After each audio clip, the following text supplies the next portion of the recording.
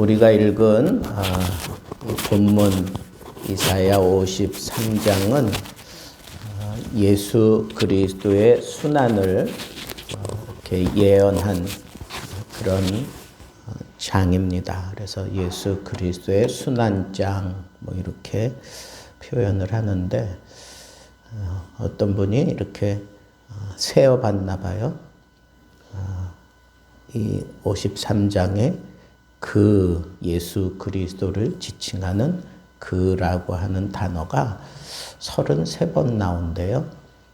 그리고 반면에 우리라고 하는 단어는 12번 나온대요. 그래서 나름대로 이렇게 해석하기를 예수님께서 33년 동안 그렇게 인생을 사시면서 이 이것은 제자들 혹은 12지파를 상징하는 그런 숫자니까 하나님의 특별한 그런 은혜를 입은 사람들에게 그가 베푸신 것이 바로 이 놀라운 은혜다. 뭐 이런 식으로 이 새로운 그 빛을 제공하면서 이렇게 글을 써내려간 것을 본 적이 있습니다. 제가 왜 이런 말씀을 드리느냐 하면 우리는 잘 알아요. 이 이사야 53장이 예수님의 순환을 예언한 장이다라고 하는 것을 잘 아는데 정작 문제는 뭐냐 하면 그 말씀을 그대로 믿지 않는다는 거예요.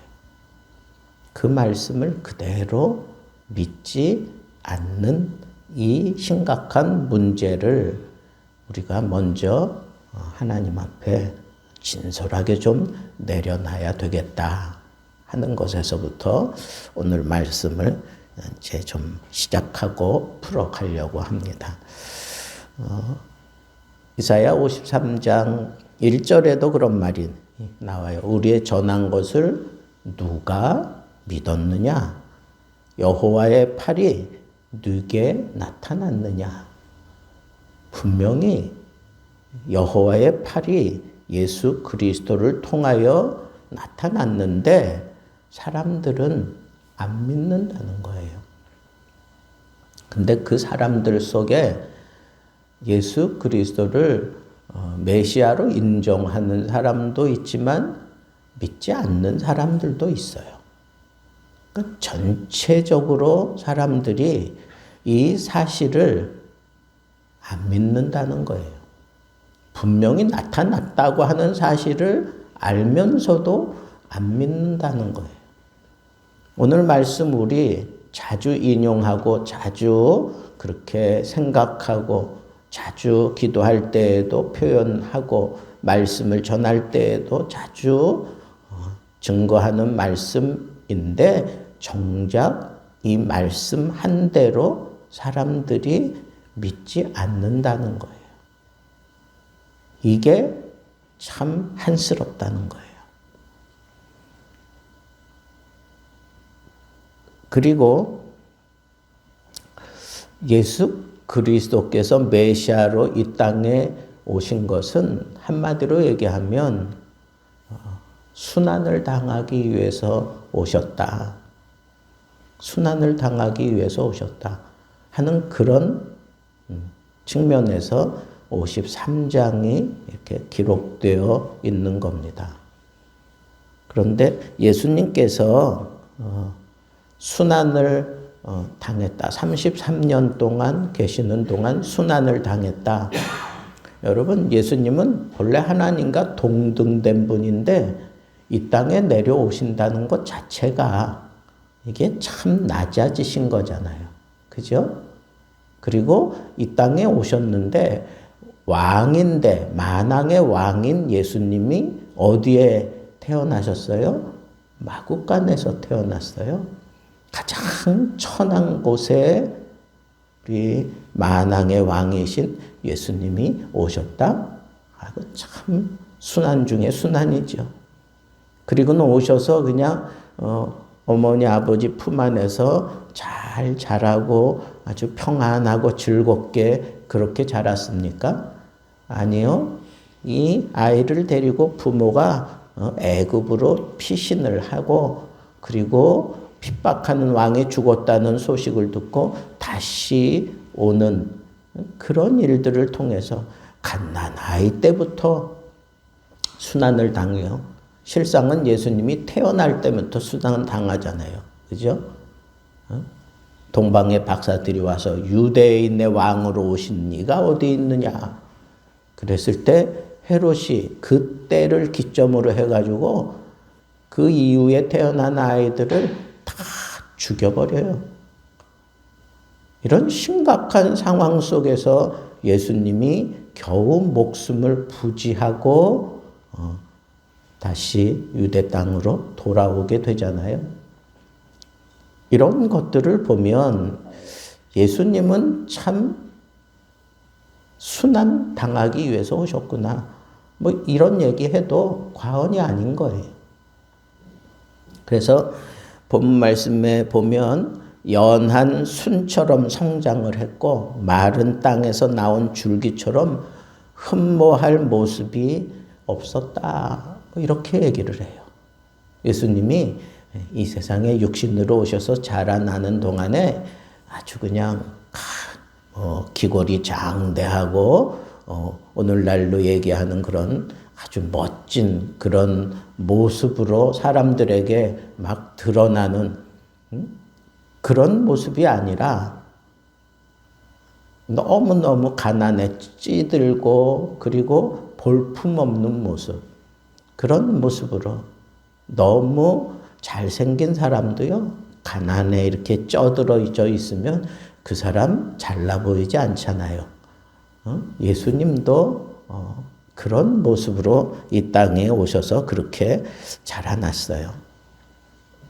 자, 그런데 예수님께서는 뭐 흠모할 만한 것이 없었어요.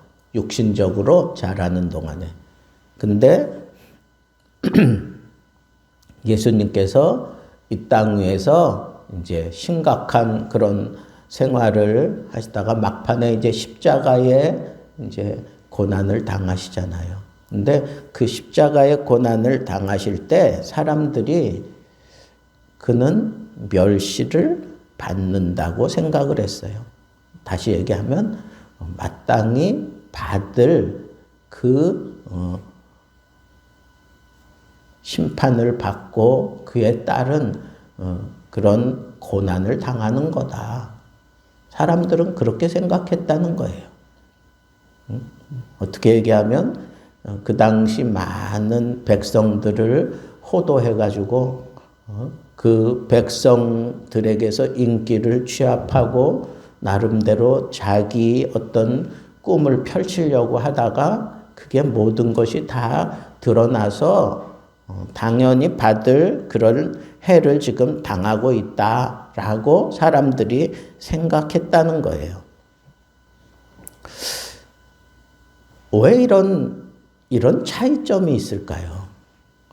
저는 생각해 봤어요. 예수님이 메시아로 오셨는데 이렇게 볼품도 없고 뭐 다가가고 싶은 마음도 없고 그리고 뭐 정말 흠모할 만한 것이 없는 그런 모습으로 예수님이 이 땅 위에서 자라지 않고 가난하지만 뭐 굉장한 그런 센세이션을 불러일으키면서 막 그렇게 예수님이 자라났으면 어땠을까?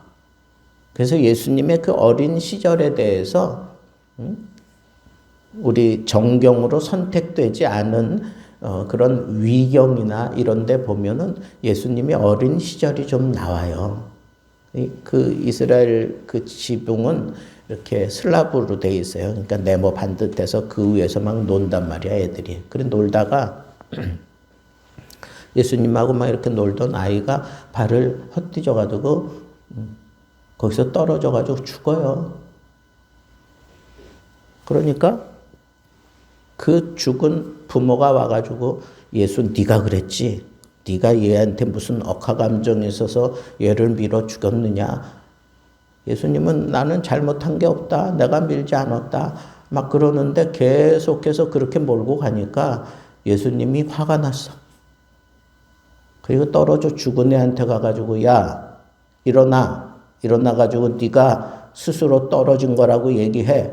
그러니까 이 죽은 애가 일어났어. 그래가지고 자기가 이거 잘못해서 이렇게 죽은 거라고. 뭐 그런 얘기들이 위경 가운데에는 있어요. 또 뭐 예수님이 목수의 아들이니까 아버지 좋아서 목수했을 거 아니에요, 그죠? 근데 이렇게 자르다 보니까 이게 짧게 잘라진 거야. 길게 자른 건 조금 더 자르면 되지만 짧게 자른 건 이거 어떻게 할 길이 없잖아. 그러니까 아버지한테 들키면 혼날 것 같으니까 살짝 돌아서 가지고 그 나무를 이렇게 보면서 늘어나라. 그랬더니 이게 이만큼 늘어나고 그런 위경이 있어요. 그런 위경의 그런 내용들도 있어요. 그런데 그걸 우리 정경으로 인정하지 않는단 말이에요. 그냥 그거는 그냥 그렇게 얘기 그냥 도는 거지 예수님의 어린 시절이 그랬을 것이다 뭐 이런 식으로 생각하는 거지 실제로 성경은 침묵하고 있잖아요. 그죠? 어린 시절에 대해서. 뭐 우리는 그냥 그대로 받아들이면 돼. 예수님의 사역은 여기 보니까 어린 시절 이렇게 침묵하고 그다음에 30세가 되어서 세례 요한에게 세례를 받으면서 그리고 그 전에 이제 광야에 나가서 마귀에게 시험 받고 뭐 이러는 일들을 통해서 이제 이렇게 기록이 되어 있잖아요.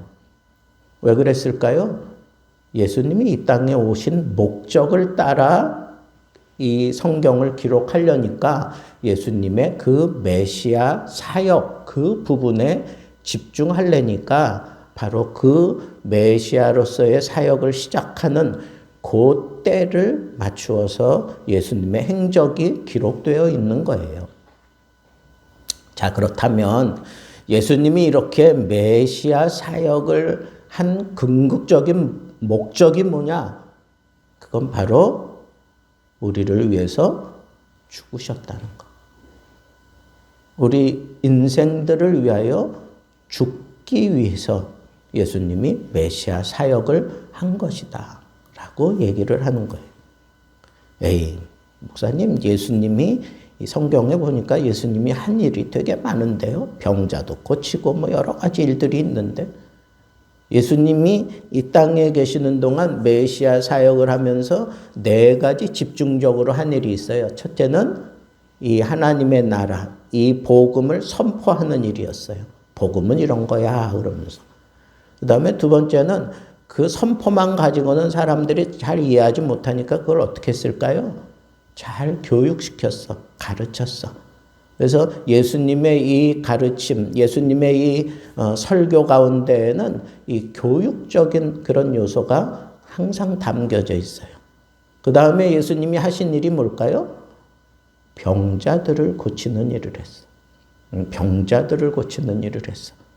그 다음에 4번째 예수님이 하신 일이 뭘까요? 메시아로서 하신 일. 그건 마귀를 쫓아내는 일이에요. 마귀를 축출하는 거예요. 여러분, 마귀를 축출해놔야 그 축출한 것만큼 하나님의 나라가 거기 실현되는 그런 모습으로 그렇게 이해되어진다는 거예요. 그래서 예수님께서는 이런 일들을 했는데 그런 일들도 다 어디에 가서 이렇게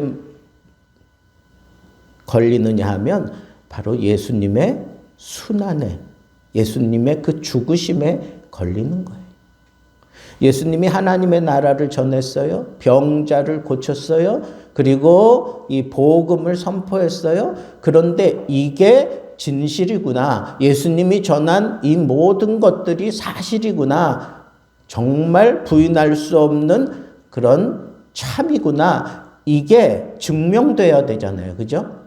증명되려고 하면 뭐가 있어야 될까요? 예수님의 죽으심이 있어야 돼요. 그러니까 예수 그리스도의 순환이 없이 이런 것들이 이루어질 수 없다는 거예요. 예수님의 순환 없이 하나님의 나라 없어요. 예수님의 순환 없이 우리 인생들의 그런 행복, 기쁨 없어요. 예수님의 순환 없이 우리의 병, 문제 해결되지 않아요. 예수님의 순환 없이 우리가 마귀를 쫓아낼 수가 없어요. 이게 다 어디에 걸려 있어요? 예수 그리스도의 십자가에 걸려 있는 거예요. 자, 그러면 예수님이 어떻게 고난 당하셨다 그랬어요? 여기 보니까 우리의 질고 때문에 고난을 당하셨다 그랬어요. 우리의 질고를 담당하려고 예수님이 순환을 당하셨다 그랬어요. 질고는 뭐예요? 고난 가운데 아주 그냥 이 질곡, 아주 그냥 구렁텅이 같은, 이렇게 평편하지 않고 그냥 그 진흙 저 밑바닥에까지 들어갔다 나오고 막 이런 그런 형상을 우리가 이제 질곡이다 이렇게 얘기하는데, 그런 질곡과 같은 인생을 주도하는 것이 뭐냐? 그게 바로 여기 있는 이런 병이에요. 병, 고난. 예? 근데 이 병, 이 고난은 육체적인 고난이 있고 영적인 고난이 있어요. 육체적인 고난은 병원에 가서 의사 처방을 받고 뭐 수술을 한 거나 그래가지고 그걸 고쳐낼 수 있어요. 근데 영적인 고난, 영적인 그런 병은 그건 의사가 고치는 게 아니에요. 의사가 고칠 수가 없어요. 그걸 누가 고친다는 거예요? 예수님이 고치셨다는 거예요. 예수님이 고치신다는 거예요. 근데 여러분들이 그냥 저 지선상의 아리아처럼 그렇게 받아들이고 있잖아요. 안 믿잖아. 안 믿어지잖아. 나는 너희를 치료하는 여호와다. 믿는 자들에게는 이런 표적을 따른다. 내 이름으로 귀신을 쫓아내고 새 방언을 말하고 뱀을 집으며 무슨 독을 마실지라도 해를 받지 않고 병든 사람에게 손을 얹은 즉 나으리라. 이게 예수 그리스도가 그 자녀들에게, 그 사명자들에게 허락하신 말씀이에요. 근데 예수님은 무엇을 근거로 이런 말씀을 하실 수 있나? 예수님이 십자가에서 죽으심으로 말미암아 이게 완성된 거란 말이에요. 병이 왜 이 땅에 생겼어요? 인간이 죄를 저지르고 난 이후에 병이 생긴 거예요. 그런데 예수님은 십자가에서 죽으심으로 인간의 이 죄 문제를 해결해 주셨어. 그러면 죄 문제가 해결되고 난 이후에는 죄가 더 이상 우리 몸에, 우리의 이 영적인 이런 상태에 어떤 고난과 질병을 더 이상 베풀면서 주장할 수 없다는 거예요. 우리 주님께서 그거 다 해결해 주셨는데 이 질고를 우리 주님이 해결하셨어요. 두 번째는 예수님께서 십자가에 못이 찔리시고 창에 찔리신 것은 나의 허물 때문이다 라고 그렇게 얘기를 해요. 여러분, 허물이라고 하는 것은 뭐예요? 눈에 잘 보이지도 않을 만한 그런 잘못을 얘기하는 거예요. 여러분, 우리는 뭐 큰 잘못을 해야만 그 사람 참 안 됐어. 어떻게 저런 문제에 시달렸지? 근데 조그만 잘못에 대해서는 사람들이 생각도 안 해. 거들떠도 안 봐. 그냥 지나쳐. 여러분, 허물이 얼마나 무서운 건지 아세요? 큰 것만 나에게 창피함을 주는 게 아니에요. 우리 하나님의 시각에서 볼 때에는 큰 허물, 작은 허물 상관이 없어. 다 똑같은 허물이에요. 근데 이 허물을 우리 주님께서 해결해 주시기 위해서 손과 발에, 옆구리에 창에 찔리시고 못에 박히셔서 물과 피를 다 쏟아내신 것. 여러분, 우리들은 성경의 굉장한 인물들을 보세요. 허물 없습니까? 아브라함도 허물이 있었어요. 자기 아내를 속여서 이방 왕에게 뭐 안 좋은 말로 얘기하면 팔아넘긴 거나 다른 바가 없잖아요. 노아도 구원받고 난 이후에 술 취해가지고 잘못을 저지르죠.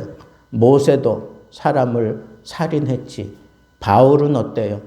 바울도 자기 아집 때문에 자기가 믿는 그런 방식 아닌 건 다 그냥 잘못됐다고 생각하고 그렇게 심각한 일들을 벌였잖아요.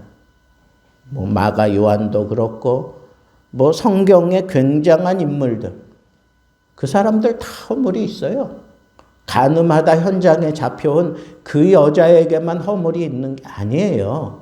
우리 모든 인생에게 이 허물이 다 있어. 저에게도 허물이 있고 여러분들에게도 허물이 있어요. 그런데 이 모든 허물을 우리 주님께서 십자가의 죽으심으로 말미암아 십자가에 죽으실 때 그 손과 발에 못이 박히고 창에 허리 상하시면서 쏟아낸 그 피와 물 때문에 우리가 그 허물에서 벗어났다는 거예요. 더 이상 우리 허물 때문에 창피한 모습으로 주님 앞에 다가서는 것을 주저할 필요가 없다는 거예요. 당당하게 주님 앞에 나가야 돼요. 근데 사람들은 이 허물, 이 부끄러운 것 때문에 나가지 못해요. 근데 그거는 안 믿는다는 거야. 예수님이 나를 위하여 피 흘려 주셨다고 하는 이 사실을 안 믿으니까, 제대로 믿지 않으니까 주님 앞에 가야 되는데 주님 앞에 못 가는 거예요. 또 예수님이 우리를 위해서 상하셨어요. 그 상함 때문에 우리의 죄악이 사하여졌다. 여러분, 예수님의 상함에 대해서 아주 사실적으로 그렇게 영화 만든 거 있잖아요. 패션 프라이스트. 여러분, 그거 보면서 예수님 많이 두들겨 맞잖아요. 나는 그렇게 때리는 건지 몰랐어. 그 다음에 채찍질을 할 때에도 그 끝에 아주 납 같은 거 걸어가지고 쫙 휘 감겨가지고 다시 당길 때 이 살점이 다 떨어져 나가고 막 이런 고통을 우리 주님이 그 몸에 상함의 흔적으로 다 가지고 계신 거예요. 그런데 인간들이 얼마나 못됐는지, 도마는 뭐라 그랬어요? 부활의 주님을 첫 번째 만나지 못했었잖아요. 제자들과 함께 있지 않아서.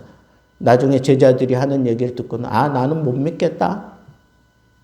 그의 손에, 그의 손목에 이 못자국에 내 손을 집어넣어 보고 창에다가 내가 내 손을 집어넣어 보고 그리고 난 다음에 이분이 정말 예수 그리스도가 맞구나 라고 인정하겠다 그러잖아요. 여러분들은 아닌 것처럼 그렇게 생각하죠? 실상은 여기 보니까 분명히 예수님이 이렇게 상하신 것 때문에 우리의 죄악이 사함 받았다고 하는 이 사실이 잘 믿어지지 않는 거예요. 여전히 내가 죄가 나를 주장하고 있기 때문에 예수 그리스도께서 이 죄악을 상함으로 다 씻어냈다고 하는 이 사실이 믿어지지가 않는 거예요. 그만큼 이 죄는 강력하게 역사하고 예수님의 그 상함은 우리 믿음으로 그걸 받아들여야 되는데 그걸 못 받아들이고 있다고 하는 이런 안타까움이 오늘날 우리들의 문제다라고 하는 겁니다. 예수님의 상하심 때문에 우리의 죄악이 해결됐어요. 또 예수님이 징계를 받았어요. 징계를 받았다고 하는 건 예수님에 대해서 막 폄하하면서 얘기하잖아요. 그죠? 성전을 헐었다가 사흘 만에 짓겠다고 한 아니, 같이 십자가에 달리는 주제에 예수님을 막 그렇게 조롱하고 그러잖아요. 거기 모여든 모든 사람들이 다 조롱하잖아. 자기 마음대로 되지 않으니까 너도 어쩔 수 없이 우리를 사기친 그런 도둑놈이구나. 그렇게 생각하잖아요. 예수님이 그렇게 좋아서 따라다녔던 사람들조차. 그리고 예수님이 이렇게 고난당하는 그 현장을 바라보면서 예수님에 대해서 이해하지 못했어요. 그게 내 죄 때문이고, 그게 내 허물 때문이고, 그게 나에게 해방을 주기 위해서 예수님이 당하시는 건데, 우리는 우리의 욕심을 따라, 우리의 어떤 생각을 따라 그렇게 예수님이 세워지지 않는 모습을 보면서 예수님을 아주 심각한 그런 도둑놈처럼 그렇게 막 표현하고, 그런 아주 편협한 우리 인간의 본성을 드러내고 있다는 겁니다. 여러분, 예수님이 징계를 받음으로 인해서 이런 비아냥거림을 듣고 침뱉음을 당하고, 그리고 또 예수님이 심각한 그런 고문을 당하고 막 이런 징계를 당하면서 성경에 보니까 우리가 평화를 누렸다. 우리가 평화를 누린다는 것. 예수가 채찍에 맞음으로 우리가 나음을 입었다. 예수님이 채찍에 맞음으로 우리가 나음을 입었다. 여러분, 예수님이 당하신 이 고난을 보면 이건 정말 인간적으로 정말 감내해내기 힘든 그런 고난을 당하신 거예요. 십자가에서 피 흘려 방울방울 다 쏟아내는 그것만이 아니라 두들겨 맞고 채찍질 당하고 조롱 당하고 뺨따기 맞고 침뱉음 당하고, 이게 영육 간에 인간으로서 정말 당할 수 없는 그런 최악의 그런 고난을 예수님이 그 몸으로 다 감내해내셨다는 것. 감내해내셨다는 것. 왜요? 저와 여러분들의 죄악의 문제를 해결하기 위해서. 그리고 우리에게 평안을 주기 위해서. 우리의 몸과 우리의 영혼을 강건케 하기 위해서 예수님이 고난을 당하셨다는 것. 여러분, 이번 한 주간 여러분들이 지내시면서 이 예수 그리스도의 고난이 나와 무슨 상관이 있나? 예수님이 정말 나를 위해서 이렇게 다 고난 당하시고 채찍질 당하시고 못에 상하시고 허리에 창이 찔려 들어오는 이런 고통을, 수많은 채찍질 당하는 이런 고통을 나를 위해서, 나를 평안하게 만들기 위해서, 나를 기쁘게 만들기 위해서 예수님이 당했다고 하는 이 사실이 믿어져야 돼요. 이 고난 주간의 진정한 의미는 예수님이 우리를 위하여 당하신 이 고난은 실제적인 사실이고, 그리고 이 고난으로 말미암아 우리의 죄악의 문제를 해결하셨고, 그 죄가 몰고 들어온 병과 그리고 나약함의 이 모든 문제들 우리 주님이 다 짊어지셨다. 오늘 말씀에도 보니까 그에게 하나님이 담당시키셨다 그랬어요. 우리가 당해야 되는 이 모든 것 우리 주님께 다 담당시켰다는 거예요. 나는 이 땅에 사는 동안에 예수 그리스도를 확실하게 믿으면 지금 내 허물 때문에, 내 상함 때문에, 내 괴로움 때문에, 내 죄악 때문에 내가 받아야 되는 이런 심각한 문제들 우리 주님이 다 그걸 담당해 주고 계신다라고 하는 이 사실이 믿어져야 돼요. 이번 주간에 이와 같은 놀라운 그런 은혜와 그런 놀라운 경험이 여러분들에게 생겨나게 되기를 우리 주님의 이름으로 축복합니다.